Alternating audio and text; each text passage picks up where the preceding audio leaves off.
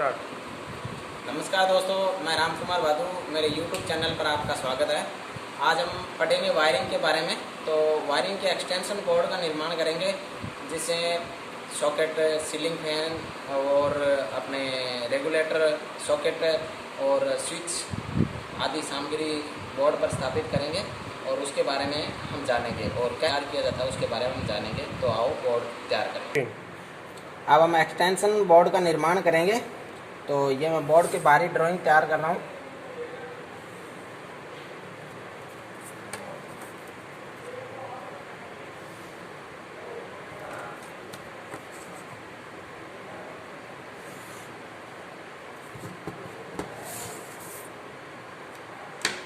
अब अपने पास एक फेज और एक न्यूट्रल होता है। तो अब अपने पहले स्विच तैयार करते हैं।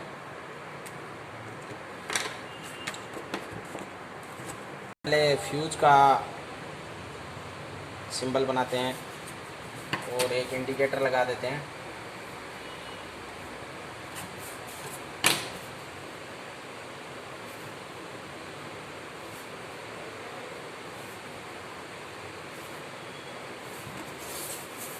अब अपने पास एक फेज होता है और एक न्यूट्रल होता है। जो फेज वायर फ्यूज के श्रेणी क्रम में लगाया जाता है।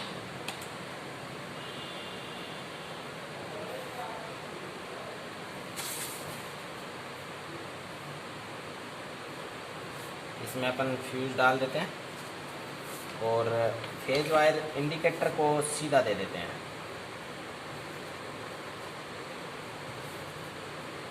डायरेक्ट फेज वायर इंडिकेटर को दे देते हैं ताकि इंडिकेटर हमेशा चालू रहे। और एक अपने पास न्यूट्रल होता है,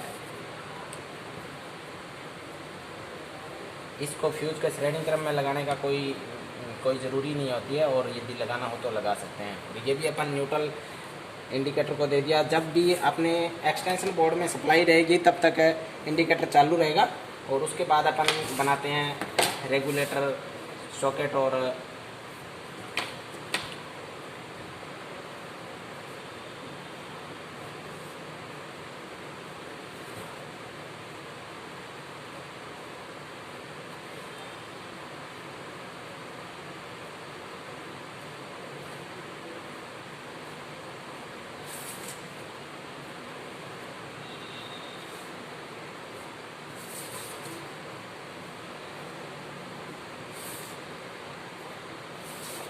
तो ये अपने पास 3 पिन सॉकेट है।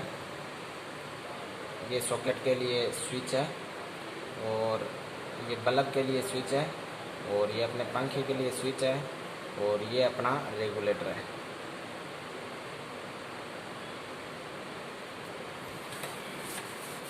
तो फेज वायर को अपन डायरेक्ट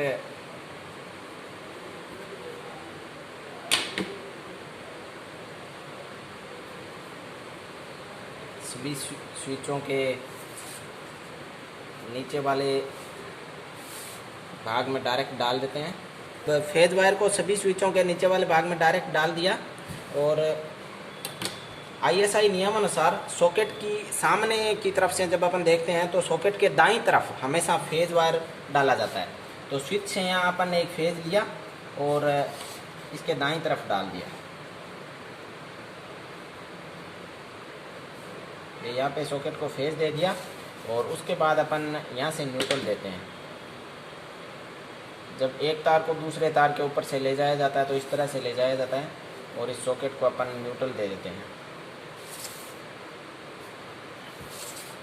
और सॉकेट को फेज और न्यूट्रल दोनों मिल गए तो इस कंडीशन में होगा।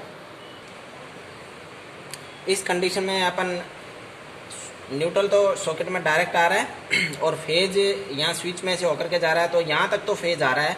उसके बाद जब अपन स्विच को इस कंडीशन में करेंगे, यानी स्विच को बंद कर देंगे या चालू स्थिति होगी स्विच की, तो परिपथ बंद हो जाएगा। परिपथ बंद परिपथ में यहाँ से होते हुए फेज और इसके दाईं तरफ फेज आ गया। अब अपन इसमें चार्जर, कूलर, पंखा कुछ भी लगा सकते हैं। तो अपनी सप्लाई चालू होगी और जब तक स्विच को बंद नहीं करेंगे सॉकेट काम करता रहेगा।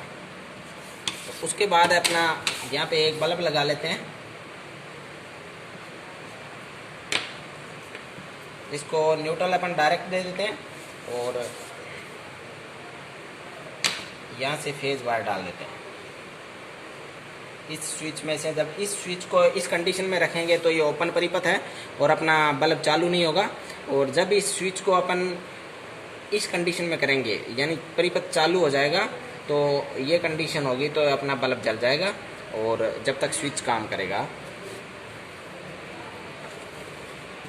उसके बाद आ गया अपना पंखे का वायर।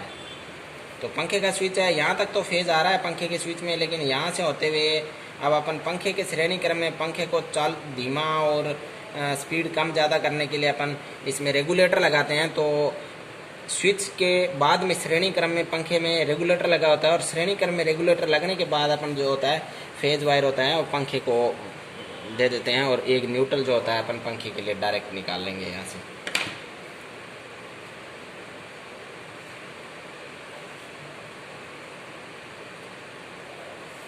तो ये तार अपन पंखे को दे देंगे। तो ये अपना फ्यूज हो गया, परिपथ का सबसे कमज़ोर स्थान फ्यूज हो गया। जब भी आगे शॉर्ट सर्किट ओवरलोडिंग कंडीशन होती है तो फ्यूज उड़ जाएगा। उसके बाद में यह न्यूट्रल डायरेक्ट आ गया। ये अपना इंडिकेटर हो गया जो हमेशा दर्शाएगा कि सप्लाई एक्सटेंशन बोर्ड में आ रही है या नहीं आ रही है। जब सप्लाई आ रही होगी तो इंडिकेटर चालू होगा, क्योंकि न्यूट्रल और फेज इसमें डायरेक्ट दिए गए हैं, इसमें कोई भी स्विच नहीं लगाया गया। उसके बाद फ्यूज में से होते हुए सारे के सारे वायर जो है स्विच के श्रेणी क्रम में आ गए। 3 स्विचों के श्रेणी क्रम में 3 स्विचों के श्रेणी क्रम में नहीं, ये इसके नीचे वाले स्विचों के नीचे वाले हिस्से में डायरेक्ट तार आ गए। उसके बाद में ये जो वायर हैं अपने स्विच हैं, एक तो सॉकेट के लिए आया है तो सॉकेट के हमेशा ISI नियमानुसार दाईं तरफ फेज दिया जाता है और उसके बाद में बाईं तरफ हमेशा न्यूट्रल दिया जाता है। तो न्यूट्रल डायरेक्ट दे दिया और स्विच के सॉकेट में फेज वायर आ गया। उसके बाद में दूसरे स्विच हैं अपन बल्ब को जोड़ देते हैं। स्विच जब चालू करेंगे तो बल्ब चालू हो जाएगा। उसके बाद तीसरे स्विच हैं अपन पंखे को जोड़ते हैं, लेकिन पंखे के श्रेणी क्रम में पंखे की स्पीड कम ज़्यादा करने के लिए अपन श्रेणी क्रम में रेगुलेटर लगाते हैं। तो रेगुलेटर स्विच से वायर आने के बाद वो रेगुलेटर में आती है और रेगुलेटर के श्रेणी क्रम में से होते हुए पंखे को जो फेज मिलता है वो कम ज़्यादा करने के लिए, पंखे की स्पीड को कम ज़्यादा करने के लिए फेज रेगुलेटर से होकर निकाला जाता है और न्यूट्रल अपन पंखे को डायरेक्ट देते हैं। तो ये अपना सॉकेट हो गया, 3 पिन सॉकेट। उसके बाद ये तीनों स्विच हो गए जो परिपथ को ऑन ऑफ करने की युक्ति होती है, और ये रेगुलेटर हो गया। उसके बाद यहाँ ये अपना बल्ब हो गया, बल्ब अथवा LED, और यहाँ पे पंखा लगा होता है। अब पंखे के दोनों वायर होते हैं वो सीलिंग फैन में आते हैं।